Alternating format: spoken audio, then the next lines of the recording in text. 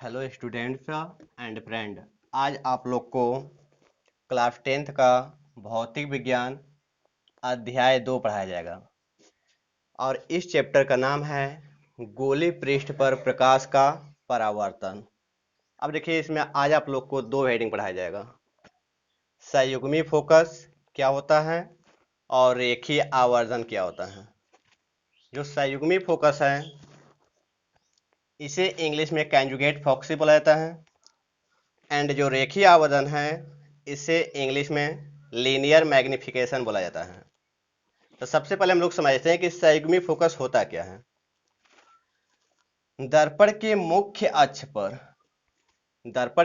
अक्ष पर स्थित वे दो बिंदु जिनमें एक बिंदु पर रखी वस्तु का प्रतिबिंब दूसरे बिंदु पर बन जाए और उस दूसरे बिंदु पर रखी वस्तु का प्रतिबिंब पहले बिंदु पर बन जाए, तो उन दोनों बिंदुओं को संयुग्मी फोकस कहते हैं। इसको फिगर के माध्यम से समझाते हैं।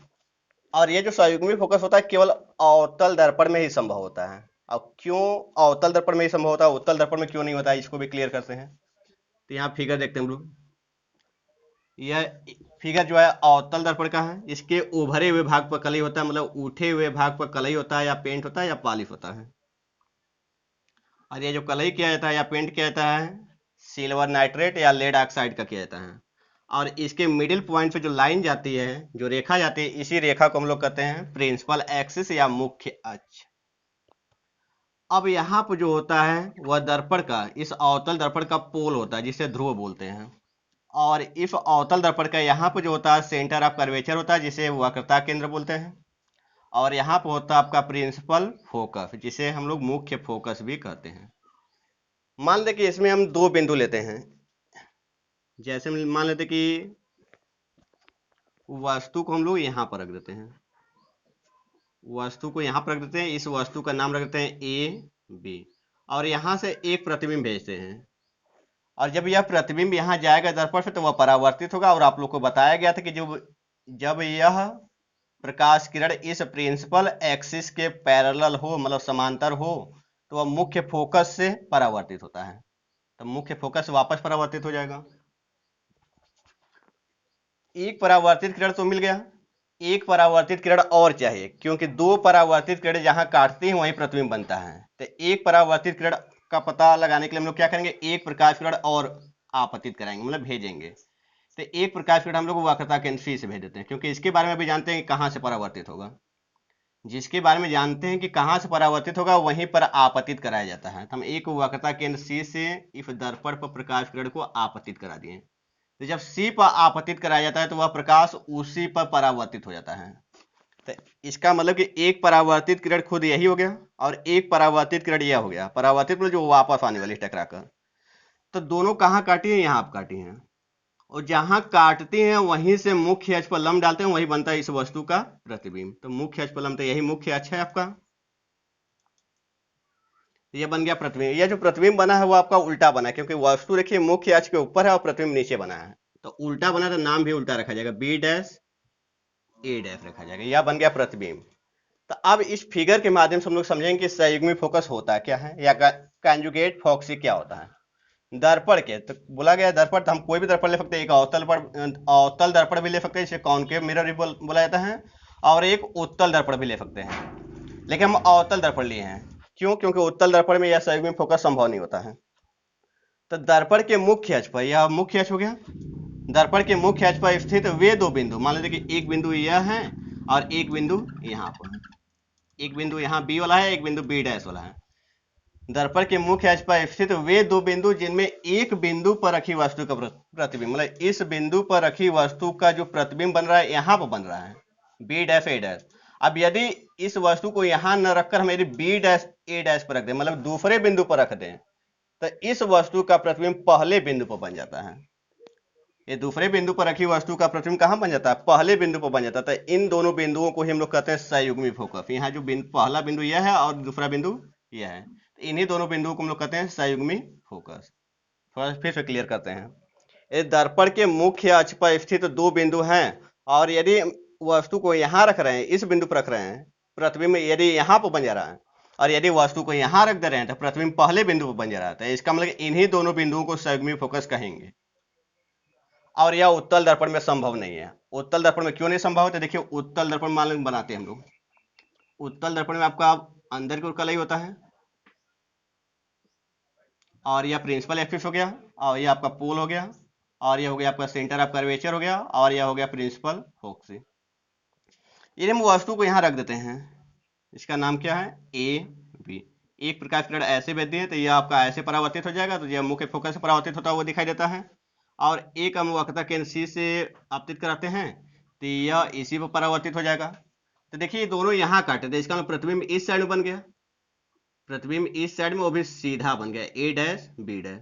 तो प्रतिबिंब इस साइड में बन गया, मतलब इस बिंदु पर रखी वस्तु का प्रतिबिंब दर्पण के पीछे बन गया। और यदि हम इसी वस्तु को यहाँ रख दे तो सोचिए थोड़ा पे, यदि इस वस्तु को यहाँ रख दे तो क्या इसका प्रतिबिंब इस साइड बन सकता है? तो ऐसा कभी नहीं हो सकता, क्योंकि यहाँ देखिए कलई किया गया है। जिस साइड में कलई किया गया, यदि उसके सामने की ओर वस्तु रख दिया जाए तो उस कलई के कारण या पेंट के कारण उसका प्रतिबिंब कहीं बनेगा ही नहीं। इसीलिए उत्तल दर्पण में संयुग्मी फोकस नहीं होता है। संयुग्मी फोकस केवल अवतल दर्पण में ही संभव होता है। और यह प्रश्न कॉम्पिटिटिव एग्जाम में भी पूछता है कि संयुग्मी फोकस किस दर्पण में संभव होता है। तो संयुग्मी फोकस या कंजुगेट फोकस जो होता है हमेशा अवतल दर्पण में ही संभव हो सकता है, उत्तल दर्पण में कभी नहीं होगा। तो आप लोग का संयुग्मी फोकस बिल्कुल क्लियर हो गया होगा। अब समझते हैं रेखीय आवर्धन क्या होता है, जिसे इंग्लिश में लीनियर मैग्निफिकेशन बोला जाता है। तो दर्पण के सम्मुख रखी वस्तु, जैसे मान लीजिए यही दर्पण ले लेते हैं हम, अवतल दर्पण है, इसके सामने यह वस्तु रखा गया जिसका नाम ए बी है। दर्पण के सम्मुख रखी वस्तु की जो लंबाई होगी, वस्तु की लंबाई मतलब ए बी, और वस्तु की लंबाई को हम लोग थोड़ा सा, आप लोग का यहाँ परिभाषा जो है गलत हो गया। यहाँ पर वस्तु की लंबाई नहीं, यहाँ पहले प्रतिबिंब की लंबाई रहेगी। यहाँ पर आप लोग का रहेगा प्रतिबिंब की लंबाई,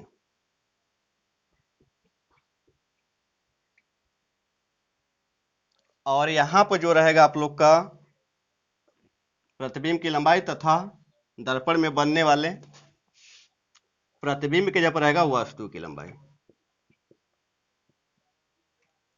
देखिए, दर्पण के सम्मुख जो प्रतिबिंब की लंबाई है, दर्पण के सम्मुख, थोड़ा सा परिभाषा आप लोग का गलती हो गया है, इस परिभाषा को फिर से क्लियर करते हैं।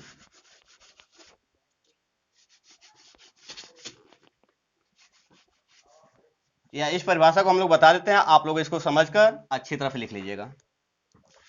रेखीय आवर्धन को सबसे पहले हम लोग यम से प्रदर्शित करते हैं, और यम बराबर होता है height of image upon height of object equal to minus v upon you.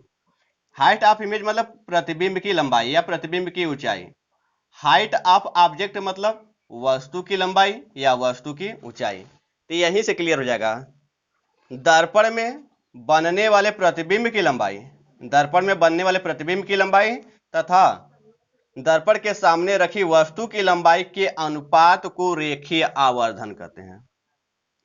दर्पण में बनने वाले प्रतिबिंब की लंबाई तथा दर्पण के सम्मुख रखी वस्तु की लंबाई के अनुपात को रेखीय आवर्धन कहते हैं, और रेखीय आवर्धन को एम से प्रदर्शित किया जाता है। और एम बराबर होता है height of image upon height of object, अर्थात प्रतिबिंब की लंबाई अपॉन वस्तु की लंबाई, और उसके बराबर में माइनस भी अपॉन यू भी होता है।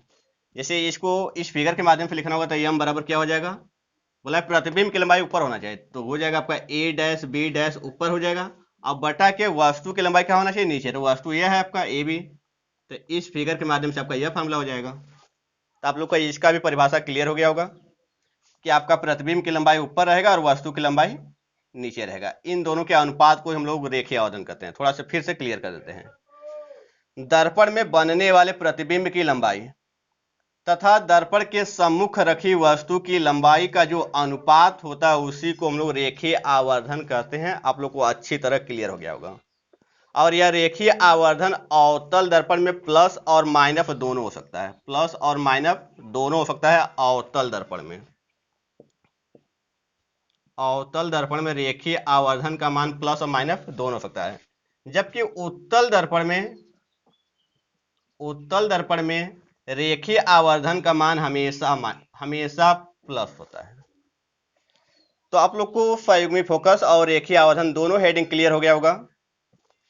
आज के लिए आप लोग को बस इतना ही रहेगा, और हमारे वीडियोज को देखने के लिए आप लोग को हमारे चैनल को सब्सक्राइब करना होगा और लाइक करना होगा, जिससे हर वीडियोज का नोटिफिकेशन आप यहाँ पहुँचता रहे। आज के लिए बस इतना ही। Okay, bye.